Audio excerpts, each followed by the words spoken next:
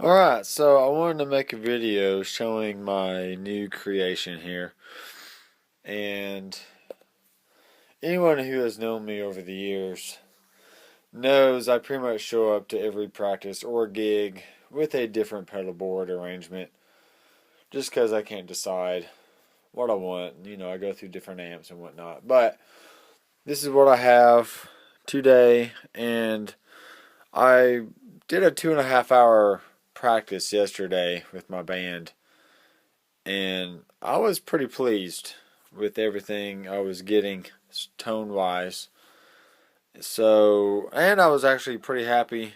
I got everything to fit how I wanted on here, and in the signal path as well. So, let me kind of go through the signal path, and we will make a short description of each pedal. So,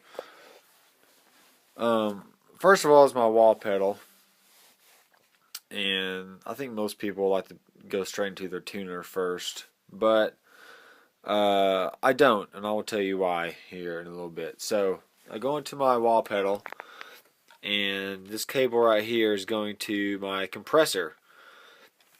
And I think some people put their compressor first as well, but I kind of like my wall pedal going into the compressor because it sounds a little smoother.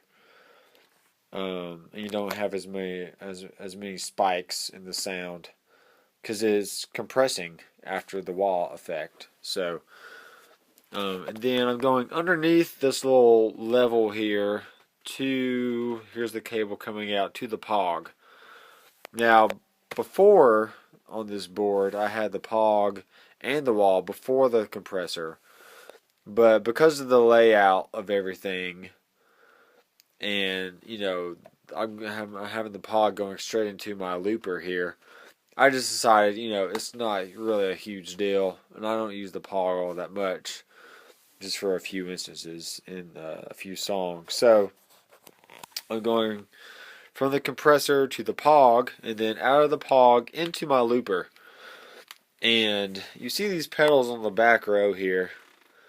They are all being accessed by this looper. So each pedal is using maybe 10-inch, 12-inch of cable from the ins and outs of each pedal.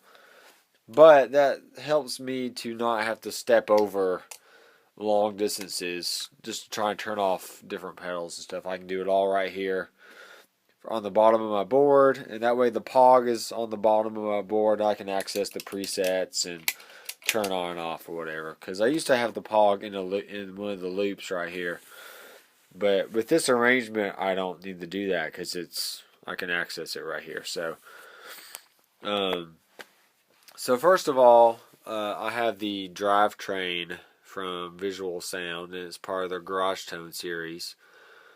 So, now this pedal is really good. It's basically a tube screamer circuit. So you get that mid-range hump when you engage it for solos or whatever.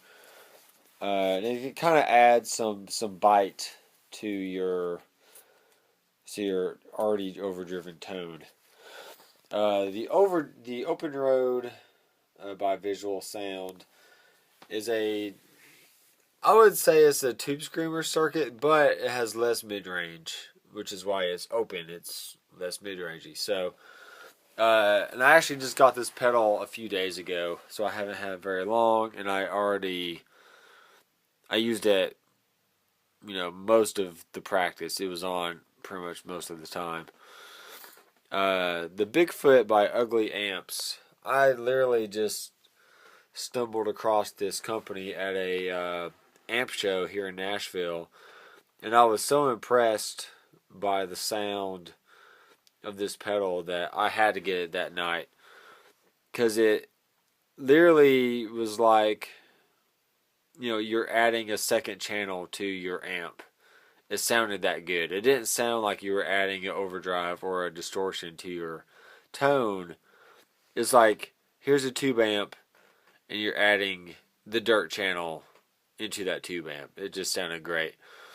And then this is a custom pedal a guy who lives here in town, he made for me a few years ago. And it's basically a one knob JFET circuit. And I wrote Dr. Boost on there because I use it to boost my signal for solos or whatnot. So that's in loop 4. So you got the Drivetrain, Open Road, Bigfoot, and Dr. Boost. Alright, so out of here, we're actually going into... I have a breakout box in the back of my pedal board here. And if I spin this around, you can see it right there. So it's my little breakout box. This is for the send going to the front of the amp. And I only have this because when I use my orange TH30, I put some effects in the effects loop and some are going to the front of the amp. So I'm using a 4-cable method. And this helps me to centralize, you know, where all my cables are coming out at, and this keeps everything nice and clean and tidy. You can see my little power strip back there for a few pedals and whatnot, and then the VU Lab Pedal Power Plus. So that's why I have that breakout box.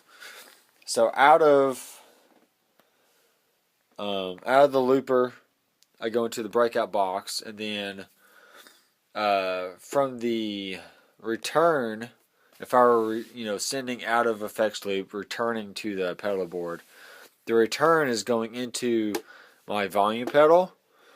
And what's cool about this volume pedal is it has a tuner output, which is, here's my tuner. So, and I like having the volume after my drives, so I can have all my drives on and just turn the volume down, and all my hiss from the gain of the drive pedals goes away. So I basically just is silent. It's just true silent tuning. And for those people who put their tuner at the beginning of their board, they don't get that benefit of doing that. When they tune and they have a overdrive pedal on and the gain is up all the way, for instance, you're gonna hear all that hiss while you're tuning, from the amp, because nothing is muting it, after that signal. So that's why I choose to put the tuner, where it is in the after my drives. So, and this is a pretty cool volume pedal. I found it at Nashville Used Music here in town, and it's kind of big and clunky, and I was really afraid it was gonna be too high to put the lid on to my pedal board, but actually I think it fits perfectly right up against the lid of the board, so it works out great. And then the other two pedals I have if I were to have effects loop, but at the end of the chain, is a Boss DD20 Giga Delay, which I actually just got at the same time as the Open Road. And it's funny because I had this pedal at one time, and I go through so many different delay pedals and whatnot. And, so I sold it, being an idiot. And, I got some good money out of it. I got what I needed at the time. But when I found this, you can see how it's all chipped, which, who really cares? As long as it sounds good, no one's going to see your pedal board and how amazing it looks from the stage. All they care about is how you sound. So, and unfortunately for the Giga Delay, this thing sounds amazing. It really does. It has your analog, tape, dual, pan, smooth, modulate, reverse, sound on sound if you want to do some looping or anything. And it's so small. I had the TC Electronic Flashback X4 on here, and that pedal sounds great as well, but I am glad I have the DD20 because it's smaller and I get the same great tones out of it. And last but not least, I have the Strymon Flint, which it is $300, but if you were to look at a really good reverb and a really good tremolo And you can do tap tempo with this tremolo with the external tap tempo switch, which I have right here. $300 is really a steal. You're gonna spend that anyways if you buy two separate pedals. So getting two in the same chassis is just, you can't beat it. It sounds really good. There's some hidden features on here which I might do a separate video on, but you got 60s, 70s, and 80s style reverb. Turn the decay all the way up, and it kind of goes into like infinite mode, which sounds really good for ambient, volume swells and whatnot. And tremolo side is just nice and lush. Sounds really great. So, and let's see here. That's pretty much it. That's my signal path, and this little guy right here is actually a channel switcher for the orange. It's just a basic latching switcher, which I'm thinking about getting a different amp so I can use that for my new amp when I get it. So yeah, as far as power supply, everything's powered by the Voodoo Lab power supply underneath, with the Flint and the Philosopher's Tone. Yeah, Philosopher's Tone. I've been calling it compressor all this time, but it is a Philosopher's Tone by Pigtronics. Great company, really makes good quality stuff. And it's got the blend knob on here, which I like to use that to kind of squeeze a signal but not really hear it all that much, so you hear more of the sustain than the actual bite of the compression. But I still have to power the tuner, which is why I got the one spot.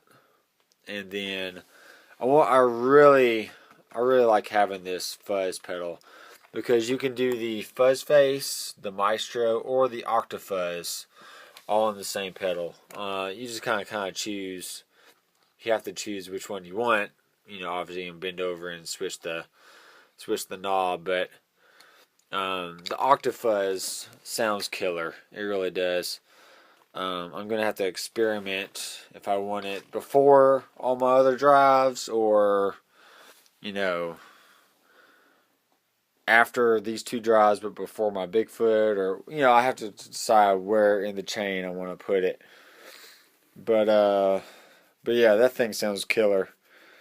And I'll just combine it with one of the other pedals there in one of these loops here, so I can access it pretty easily, because you're not gonna have all these pedals on at the same time. But so yeah, there's my board, and there's the EBO. Love the EBO. And yeah, it's functional, everything's nice and tight, and it's smooth. It sounds really smooth. I don't have any added noise in my amp. All the cabling is self-soldered using pancake cables, and regular right angle cable ends. So if there's any issues, I can just take the cable out, resolder it, touch it up, whatever I need to do. But yeah, there she is. Bask in its glory. So maybe next time I will do some sounds. I'll catch you guys later. Make sure you check out the website, drmcfarlandstudios.net. See you guys. Bye.